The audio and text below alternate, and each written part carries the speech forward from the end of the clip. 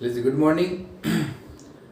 Last lecture की तरफ चलते हैं। चैप्टर का लास्ट टॉपिक रासायनिक गुण पढ़ रहे थे हम लोग हेलो एरिन के या एरिल हैलाइड के।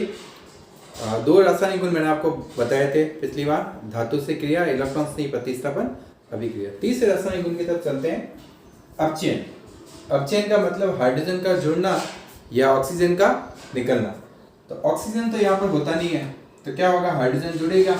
निकल, एल्यूमिनियम और सोडियम हाइड्रोक्साइड उत्प्रेरक की उपस्थिति में हेलो एरिन का अपचयन होता है। क्लोरोबेंजीन ले लिया, दो हाइड्रोजन है, एक हाइड्रोजन Cl को बाहर निकालेगा HCl के रूप में और एक हाइड्रोजन यहाँ लग जाएगा, तो यहाँ पर क्या बन जाएगा, बेंजीन। यानी हेलो एरिन के अपचयन से क्या प्राप्त होती है, बेंजीन प्राप्त होती है। सिंपल चीज है। यहाँ पर क्लोरोबेंजीन का अपचयन करा दिया, हाइड्रोजन को जोड़ दिया, एक हाइड्रोजन HCl को लेके बाहर निकल गया, तो यहाँ क्या बन गया, बेंजीन। लास्ट हम लोग चलते हैं इसके रासायनिक गुण के ऊपर। इंपॉर्टेंट है, जो 2018 के अंदर क्वेश्चन आया था, 19 में भी आया था। नाभिक स्नेह प्रतिस्थापन अभिक्रिया बहुत ही इंपॉर्टेंट है। नाभिक स्नेह प्रतिस्थापन अभिक्रिया, तो देखिए यहाँ पर सबसे पहले हम लोग तुलना करते हैं एल्किल हैलाइड, ये एग्जाम में क्वेश्चन आता रहता है, और हेलो एरिन। इन दोनों की अगर हम लोग तुलना करें तो क्वेश्चन ये बनता है कि नाभिक स्नेह प्रतिस्थापन कौन आसानी से देगा, एल्किल हैलाइड या एरिल हैलाइड।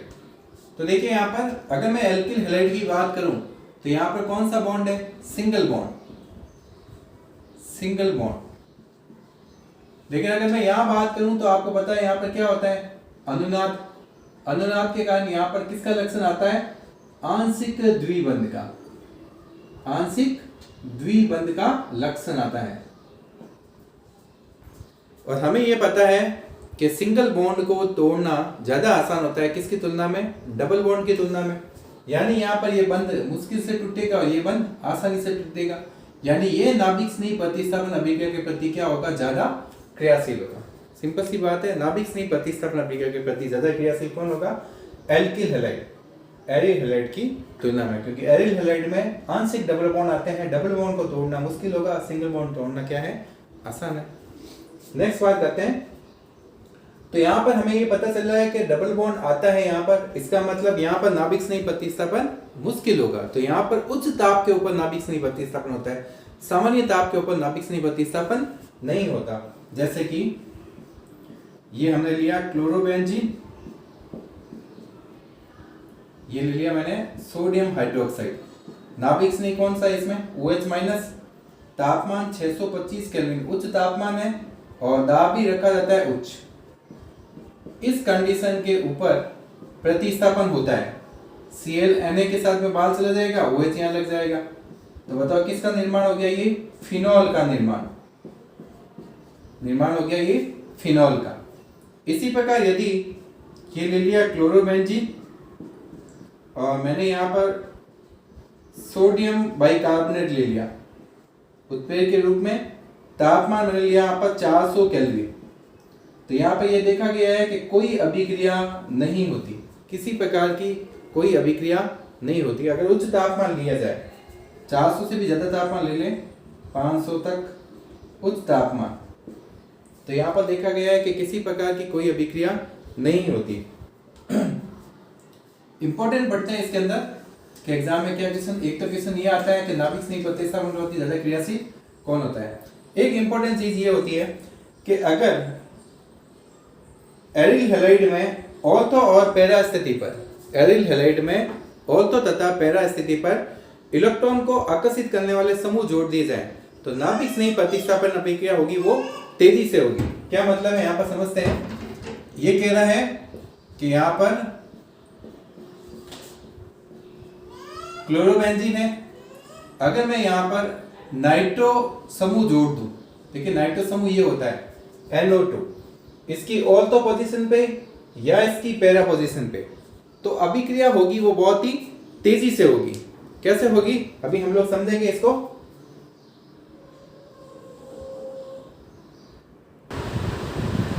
देखिए यहाँ पर 3 कंडीशन लिए हमने, 3 कंडीशन की बात कर लेते हैं। फर्स्ट कंडीशन, सेकंड कंडीशन और थर्ड कंडीशन। इस कंडीशन का मैं कंपेरिजन करता हूँ इस फोर्थ कंडीशन से। ये क्लोरोबेंजीन लिया, अभिक्रिया करवाई हमने सोडियम बाइकार्बोनेट, यानी नाभिक से यहाँ पर है OH माइनस। तापमान दिया गया है उच्च ताप, उच्च ताप, तो यहाँ कोई अभिक्रिया नहीं होगी।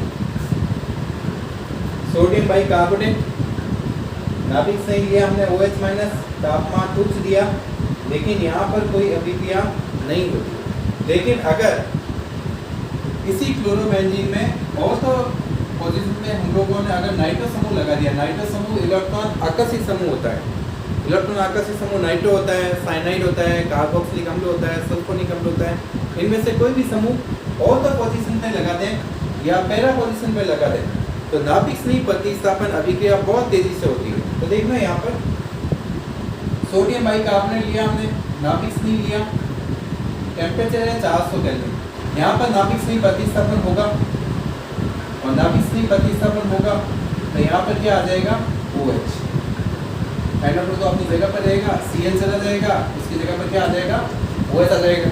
ठीक है, अब बात करते हैं यहाँ पर, अगर मैं इसकी बात करूँ तो देखो यहाँ पर नाइट्रो समूह ऑर्थो और पैरा पर जोड़ा है, मैंने दो कंडीशन के ऊपर जोड़ा है, ऑर्थो और पैरा पर, लेकिन तापमान 370 पे ही काम हो जाएगा। क्यों होगा? क्योंकि नाभिक स्नेही प्रतिस्थापन अभिक्रिया की दर बहुत तेज हो जाएगी। कब होगी? जब नाइट्रो समूह जुड़ेगा। यहाँ पर केवल ऑर्थो पर था, यहाँ किसके ऊपर जुड़ गया? ऑर्थो के ऊपर और पैरा के ऊपर, तो यहाँ पर भी फिनॉल में चेंज हो जाएगा, ये NO2 समूह सेम रहेगा। अगर मैं बात करूँ ऑर्थो, पैरा, ऑर्थो, तीनों कंडीशन के ऊपर मैंने लगा दिया यहाँ पर, तो यहाँ पर भी ये OH में चेंज हो जाएगा, NO2, NO2, NO2।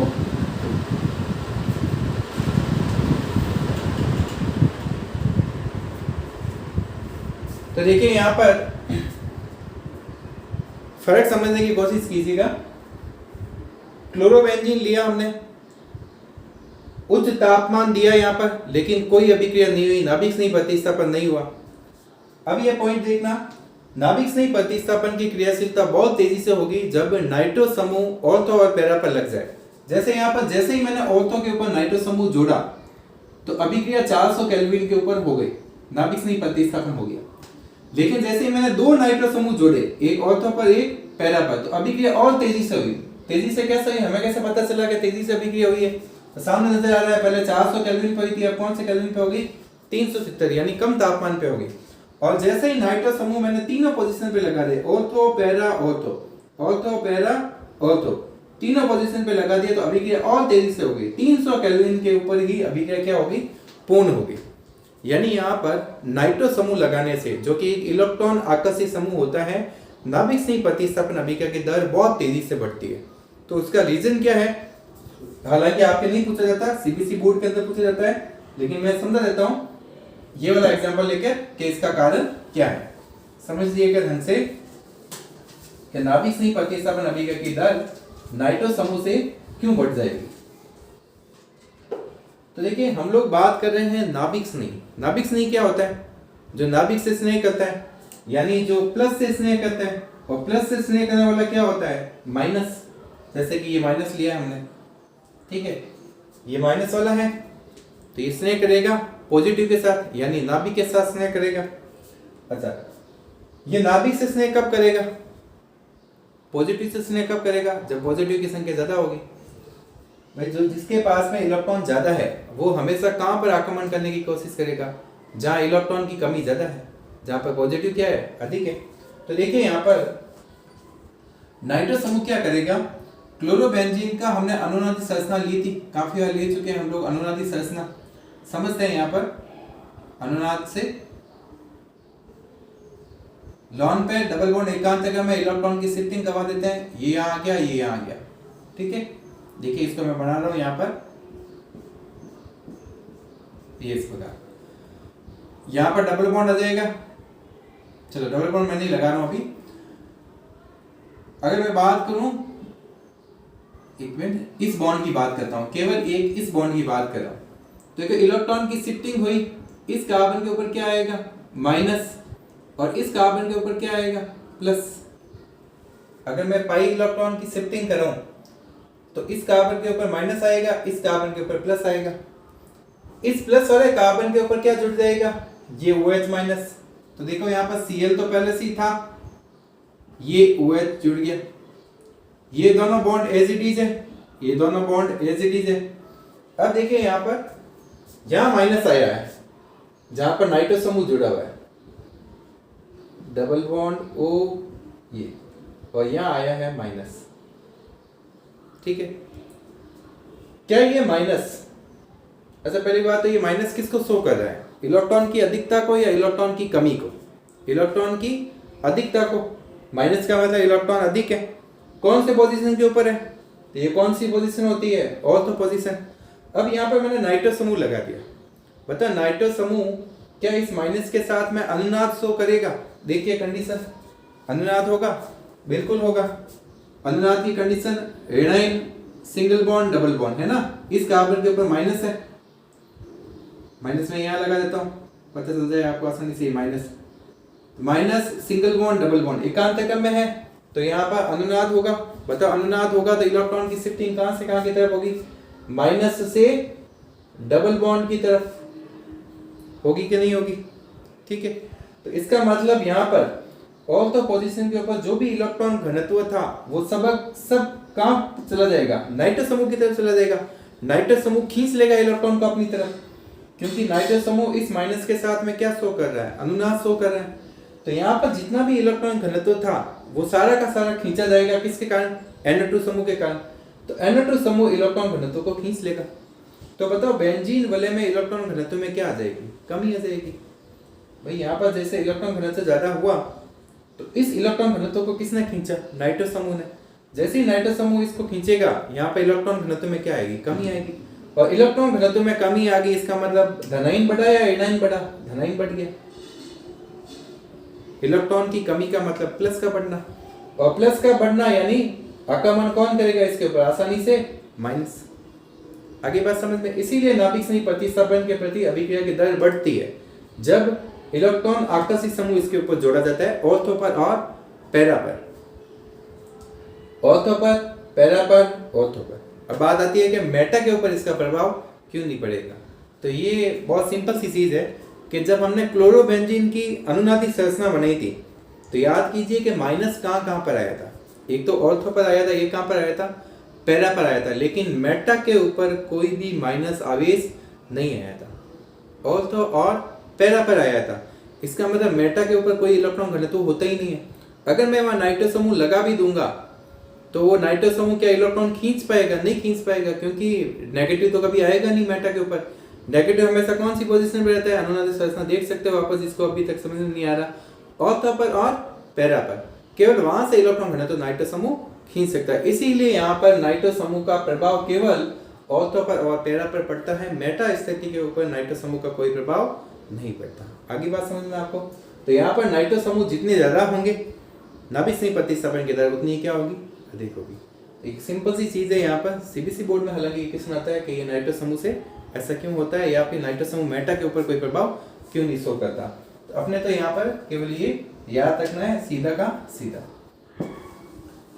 इसी प्रकार एक और एग्जाम्पल है इसके अंदर, आपके बुक्स के अंदर दो एग्जाम्पल दे रखे हैं, वो याद रखना है। Cl यहाँ पर ले लिया CuCN, नाभिक संधि कौन सा होगा इसमें, Cn माइनस, यहाँ जुड़ जाएगा, साइनोबेंजीन का निर्माण हो जाएगा। Cn दो है, दो अणु लिए हैं, कॉपर दो है, Cu2Cl2 लिख सकता हूँ, क्लोरीन दो हो गए, क्लोरीन दो, कॉपर भी दो है। या फिर एक और आपके बुक्स के अंदर एग्जांपल दे रखा है, Cl दो अणु, अमोनिया दे रखा है यहाँ पर, अमोनिया यहाँ पर, उत्प्रेरक कॉपर ऑक्साइड भी है साथ में। नाभिक संधि प्रतिस्थापन होगा, Cl बाहर निकलेगा, यहाँ पर समूह जो लगेगा वो होगा NH2, इसको हम लोग बोलते हैं एनिलीन, एनिलीन। 3 × 2 6 हाइड्रोजन थे, 2 × 2 4 हाइड्रोजन आगे, 2 हाइड्रोजन बाकी बच गए, 1 ऑक्सीजन बच गया, यानी जल का अणु बाहर निकल जाएगा। 2 क्लोरीन है, 2 कॉपर है, तो यहाँ क्या निकल जाएगा Cu2Cl2। सिंपल अभिक्रिया है। तो इसमें नाभिक स्नेही CN- था, यहाँ पर नाभिक स्नेही कौन सा होगा? एमीन, क्योंकि एमीन के ऊपर क्या उपस्थित होता है? Lone pair. NH2 समूह इसके ऊपर जुड़ेगा। ये मत बोलना कि सर NH3 क्यों नहीं जुड़ेगा, NH3 क्यों नहीं जुड़ेगा? NH3 यहाँ पर पॉसिबल नहीं है। नाइट्रोजन की 3 संयोजकता होती है, 4 यहाँ पर नहीं करनी है हमें, 2 ही संयोजकता, 3 ही संयोजकता कर सकते हैं यहाँ पर। तो ये है नाभिक स्नेही प्रतिस्थापन अभिक्रिया। सिंपल सा टॉपिक है। इलेक्ट्रॉन स्नेही प्रतिस्थापन अभिक्रिया मैंने आपको करवाया था, उसमें एक क्वेश्चन जो CBSE बोर्ड में पूछा जाता है, तो उसकी भी बात कर लेते हैं कि क्या क्वेश्चन होता है ये। अगर बात करूं मैं बेंजीन और क्लोरोबेंजीन, अगर इन दोनों की तुलना करूं मैं इलेक्ट्रॉन स्नेही प्रतिस्थापन के लिए, तो एग्जाम में क्वेश्चन CBSE बोर्ड में पूछा जाता है कि इलेक्ट्रॉन स्नेही प्रतिस्थापन के प्रति कौन अधिक क्रियाशील होगा। इलेक्ट्रॉन स्नेही प्रतिस्थापन, इलेक्ट्रॉन स्नेही मतलब इलेक्ट्रॉन स्नेही का मतलब कौन? जो इलेक्ट्रॉन से स्नेह करता है। इलेक्ट्रॉन से स्नेह करता है यानी कहां पर जुड़ेगा? जहां पर इलेक्ट्रॉन की क्या होगी? अधिकता। इलेक्ट्रॉन की क्या होगी? अधिकता। तो हमें ये बताना है इन दोनों में इलेक्ट्रॉन अधिक कहां पर होते हैं। तो देखिए यहाँ पर इसमें भी बेंजीन वाले हैं, इसमें भी बेंजीन वाले हैं। अगर मैं अंदर अनुनाद करूं, यहाँ पर अनुनाद यहाँ पर भी होगा, लेकिन इन दोनों में एक अंतर यहाँ है, ये क्लोरीन का। क्लोरीन का -I प्रभाव भी होता है। 11 क्लास में मैंने बताया था कि हेलोजन होते हैं वो ऋणात्मक पैनिक प्रभाव वाले होते हैं। तो बताओ ये -I प्रभाव के कारण क्लोरीन क्या करेगा? वलय में से इलेक्ट्रॉन को अपनी तरफ खींच लेगा। तो बताओ वलय में इलेक्ट्रॉन की क्या होगी? कमी। और इलेक्ट्रॉन की कमी हो गई तो क्या इलेक्ट्रॉन स्नेही का आक्रमण यहाँ पर तेजी से होगा? इलेक्ट्रॉन स्नेही कहाँ पर जुड़ेगा? इलेक्ट्रॉन से स्नेह करेगा जहाँ इलेक्ट्रॉन क्या होगा? ज्यादा होगा। यहाँ पर तो इलेक्ट्रॉन की क्या होगी? कमी। यानी इलेक्ट्रॉन स्नेही का आक्रमण होगा वो बेंजीन वाले के ऊपर ज्यादा होगा। किसकी तुलना में? एरिल हैलाइड की तुलना में, हेलो एरिन की तुलना में, क्योंकि हेलोजन का यहाँ पर कौन सा प्रभाव है? -I प्रभाव। -I प्रभाव के कारण वो इलेक्ट्रॉन खींच लेगा। इलेक्ट्रॉन खींचेगा तो वलय में इलेक्ट्रॉन की कमी होगी तो इलेक्ट्रॉन स्नेही का आक्रमण आसानी से नहीं होगा। तो इन दोनों के अंदर इलेक्ट्रॉन स्नेही प्रतिस्थापन प्रति ज्यादा क्रियाशील कौन होगा? बेंजीन होगा। ठीक है, चलिए 2018 के क्वेश्चन के ऊपर चलते हैं। बहुत ही इंपॉर्टेंट क्वेश्चन 2018 में आया था और एक क्रम पूछा गया था, सिंपल सा क्रम पूछा था, नाभिक स्नेही प्रतिस्थापन अभिक्रिया के प्रति क्रियाशीलता का क्रम। एक हमें दे रखा था RCl, एक हमें ये दे रखा था ये वाला, और एक हमें ये दे रखा था CH2Cl। इसको मैंने नाम दे दिया A, इसको B, इसको C। हमसे पूछा नाभिक स्नेही प्रतिस्थापन अभिक्रिया के प्रति कौन सबसे अधिक क्रियाशील होगा। क्रियाशीलता का क्रम पूछा था ये। तो देखिए क्रियाशीलता का क्रम, अगर मैं इन दोनों की तुलना करूं पहले, अभी मैंने बताया था कि यहां पर लॉन पेयर होता है, ये अनुनाद में भाग लेता है, तो यहाँ पर किसके लक्षण आते हैं? आंशिक द्विबंध के।